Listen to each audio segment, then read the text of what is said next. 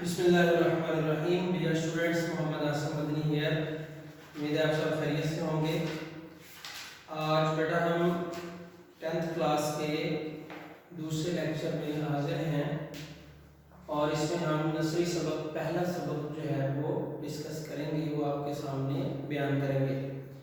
तो मैं तमाम स्टूडेंट्स से ये कहूँगा कि आप अपनी किताब 10th की उर्दू की किताब और रफ रजिस्टर लेकर बैठ जाएं ताकि आपको बात समझ आए और अच्छे तरीके से आप इस लेसन को हल कर सकें, समझ सकें।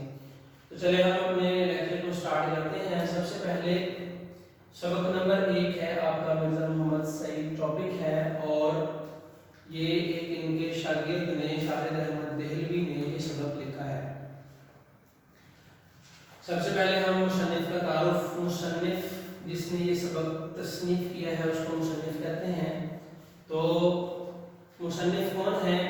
शाहिद अहमद देहलवी। और ये कब पैदा हुए? इनकी तारीख पैदाइश है 1906 में ये पैदा हुए शाहिद अहमद देहलवी साहब। और इनकी जाए पैदाइश क्या है, कहाँ पैदा हुए?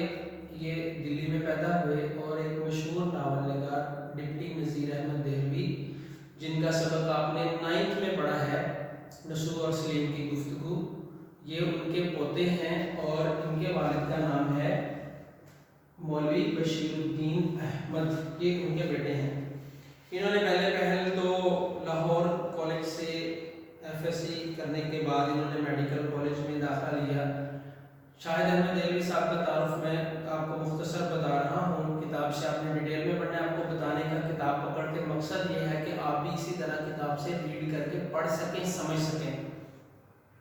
पहले आपने लेक्चर अच्छे से सुन लेना है, फिर उसके बाद रीडिंग करनी, मैं मज़ीद आपको बताता हूँ। तो मेडिकल कॉलेज में दाखिला लेने के बाद ये बीमार हो गए, तो फिर वापस आ गए और अपनी तालीम, तिब्बी तालीम जो है मेडिकल की तालीम जारी ना रख सके और इन्होंने फिर दिल्ली से अंग्रेजी अदबियात में BA ऑनर्स किया और MA फारसी का इम्तिहान भी पास कर लिया। फिर ये क़याम पाकिस्तान के बाद कराची में मुंतकिल हो गए। तसनीफ़ व तारीफ़ के साथ साथ ये अंग्रेजी अदब के तर्जमे भी करते रहे और इस तरह सिलसिला इनका जारी रहा, यहाँ तक कि इन्होंने तमगा बराए हुस्न कारकर्दगी भी पाकिस्तान से 1963 में हासिल किया हुआ है। ये आम फहम ज़ुबान में बयान करते हैं, अपनी बात करते हैं ताकि कारी को कोई बात मुश्किल ना लगे।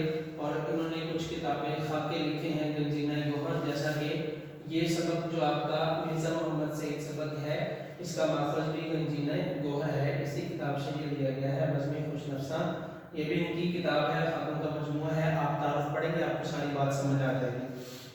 और फिर इनकी तारीख वफ़ात है 1967, यानी 1967 में ये जहाने फ़ानी से रुखसत हो जाते हैं। तो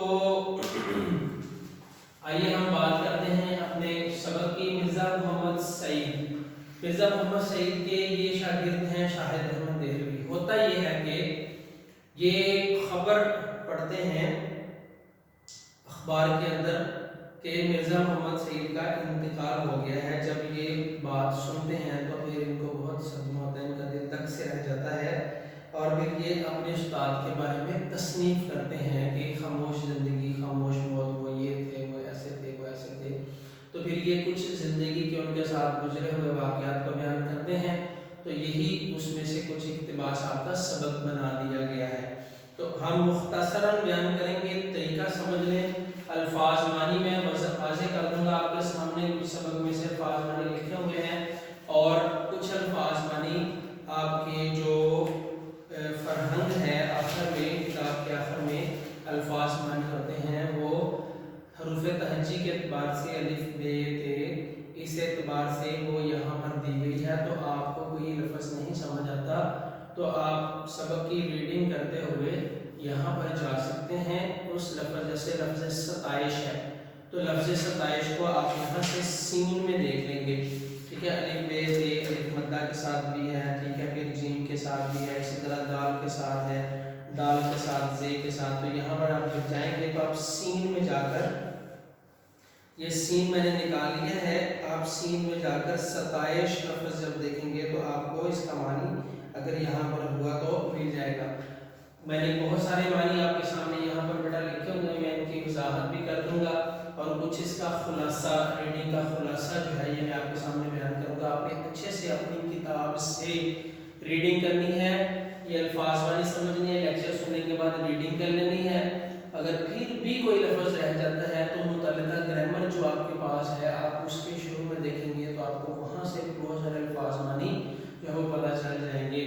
سوئم کا مطلب ہوتا ہے تیجا، تو شاہد احمد دہلوی صاحب کہتے ہیں کہ آج ان کا تیجا ہمیں پتہ ہی نہیں چلا کہ ان کی ڈیتھ ہو گئی ہے، ان کی وفات ہو گئی ہے۔ تو پھر علالت مزاج کا مطلب ہوتا ہے بیماری کہ وہ کب مریض ہوئے، کہتے ہیں ہمیں پتہ ہی نہیں چلا۔ اور پھر مرض الموت کی اطلاع بھی نہیں ہمیں ہوئی، تو اتنی بڑی شخصیت جو ہے وہ چھپ کر کے اس دنیا سے چلے گئی، ہمیں پتہ ہی نہیں چلا، مجھے اس بات کا بہت افسوس ہو رہا ہے۔ اور پھر وہ اس طرح ان کی زندگی کی باتیں شروع کر دیتے ہیں، ٹھیک ہے۔ تو وہ کہتے ہیں کہ زندہ قوموں کا یہ شعار نہیں ہے کہ وہ اپنے محسنوں سے غافل ہو جائیں، ٹھیک ہے۔ تو اس طرح ایکا ایکی کر کے جو ہے وہ ایکا ایکی کا مطلب ہوتا ہے کہ وہ ہم سے ایکاکی چلے گئے، اچانک چلے گئے اور ہمیں پتہ ہی نہیں چلا۔ عالم کی موت، عالم کی موت ہے، یہ عربی جملہ ہے کہ عالم کی موت، علم والے کی موت، گویا کہ عالم کی موت ہوتی ہے، پوری دنیا کی موت ہوتی ہے کہ ایک علم والا اٹھا لیا گیا۔ سنونی خبر کو کہتے ہیں سانع حال فوت ہونے کا واقعہ، تو یہ ساری وضاحت ہو گئی ہے۔ پھر اس کے بعد وہ کہتے ہیں کہ آپ کی یاد مرزا صاحب آتی رہے گی اور آپ ہمارے دلوں میں زندہ رہیں گے، اور پھر آہستہ آہستہ جو ہے وہ آپ کا یہ جو غم ہے یہ ہمارے دلوں کو بھر دے گا۔ پھر وہ کہتے ہیں آگے شروع کر دیتے ہیں کہ مرزا محمد سعید نے مقصد رسالہ لکھا، پھر وہ اسی طرح وہ کسی کو خوش کرنے کے لیے نہیں لکھتے تھے، بلکہ پیسے کے لیے بھی نہیں لکھتے تھے، بلکہ اپنی دل کی تسکین کے لیے لکھتے تھے۔ پبلشر دور دور سے آ کر ان کو آفریں کرواتے تھے اور وہ اپنے جو ناول ہوتے تھے یا جو بھی تصنیف ہوتی تھی وہ بغیر معاوضے کے ہی دے دیتے تھے، کیونکہ مرزا محمد سعید کے ایک متمول خاندان سے تعلق رکھتا تھا، یعنی کہ امیر خاندان کا یہ چشم و چراغ تھا۔ تو بڑے بڑے جو ہے وہ پبلشر آتے ان کو اچھی اچھی رقوم کی آفر بھی کراتے کہ آپ کو اتنے 100 پیسے یا اتنے 100 روپے یا اتنے 1000 روپے آپ کو دیے جائیں گے، آپ ہمارے لیے ناول لکھیں۔ سب سے پہلا ناول مرزا محمد سعید نے یاسمین لکھا ہے، اور بغیر کسی روپوں کے وہ انہوں نے اپنے ایک شاگرد پبلشر کو دے دیا۔ دوسرا ناول خواب ہستی لکھا ہے، اسے بھی بغیر کچھ لیے دیے انہوں نے چھپوا دیا۔ تو پبلشر لاہور کے جو پبلشر ہے وہ ان کے پاس آتے تھے، اسی طرح ایک پبلشر آیا اور اس نے کہا کہ میں ان کو خرید لوں گا، تو انہوں نے یہ کہا کہ مجھے یہ پسند نہیں کہ میں ایک کام پہلے سے کر رہا ہوں، میں اس کو چھوڑ کر تمہارے لیے کام کروں، پہلے تو مجھے 5000 دے دو۔ تو اس طرح کی یہ جو عادتیں تھیں یہ انہوں نے جو ہے نا وہ شاہد احمد دہلوی نے اپنے استاد کی بیان کی ہیں۔ پھر اسی طرح آگے یہ کہتے ہیں کہ ان کی ایک کتاب ہے مذہب اور باطنیت، یہ معرکۃ الآراء کتاب ہے، یعنی بہت پائی کی کتاب ہے، اور مرزا صاحب دلی کے شرفاء میں شمار کیے جاتے تھے، شریف لوگوں میں۔ ان کا خاندان اچھا خاندان تھا، امیر خاندان تھا، اور یہ اسی خاندان کے چشم و چراغ تھے۔ پھر انہوں نے ان کا ایڈریس بتایا ہے کہ یہ کہاں کر کے رہتے تھے، پھر ان کی عزیزداری تھی مرزا محمد سعید کی جو ہے وہ سر سید کے ساتھ بھی ان کی جو ہے وہ عزیزداری تھی، منشی ذکاء اللہ کے ساتھ عزیزداری تھی، قرابت داری تھی۔ تو یہ پھر اس طرح باتیں کرتے جاتے ہیں اور اپنے کچھ اور دوستوں کا بھی ذکر کرتے ہیں، پطرس اور تاج۔ ان کا تعارف یہاں پر جب آپ بیٹا ریڈنگ کریں گے یہ دیکھیں کتاب میں یہ حاشیے میں لکھا ہوا ہے جن جن لوگوں کا نام ہے تو ان کا نیچے تعارف لکھا ہوا ہے، تو آپ نے اچھے سے ریڈنگ یہ کر لینی ہے۔ اور پھر اسی طرح یہ براڈ کاسٹنگ میں بھی گئے اور ریڈیو میں بھی کام کرتے رہے، وہاں پر بھی کچھ لوگوں کے ساتھ ان کا جو ہے وہ تعلق رہا، تو سب ان کی تعریفیں کر رہے تھے۔ پھر پطرس نے ایک دفعہ ان سے جو ہے وہ تاریخ کے بارے میں بڑا اچھے انداز میں ان سے کچھ سنا، پرانی تہذیبوں کی تاریخ کے بارے میں، اور ان کو مطلب یہ کہ اپنے استاد کو مرزا محمد سعید کو ایک بات کا اشارہ کر کے تو ان سے بھی کافی علم حاصل کیا۔ تو یہ اس طرح کی باتیں کرتے جاتے ہیں، اور ریڈیو پاکستان کراچی سے 12 سال پہلے یہ ایک پروگرام میں دانش کدہ میں بھی بلائے جاتے رہے ہیں۔ تو اس طرح یہ ان کے کچھ اقوال بھی لکھے ہوئے ہیں کہ مرزا صاحب کہا کرتے تھے کہ آدمی شہرت کے لیے کوئی کام کرتا ہے یا دولت کے لیے۔ انہوں نے آفر کروائی تھی کہ آپ یہاں پر آئیں ریڈیو پر، انہوں نے آگے سے یہ کہا تھا کہ آدمی شہرت کے لیے کوئی کام کرتا ہے یا دولت کے لیے، مجھے نہ اس کی ضرورت ہے نہ اس کی ضرورت ہے۔ ان کو قلب مطمئنہ حاصل تھا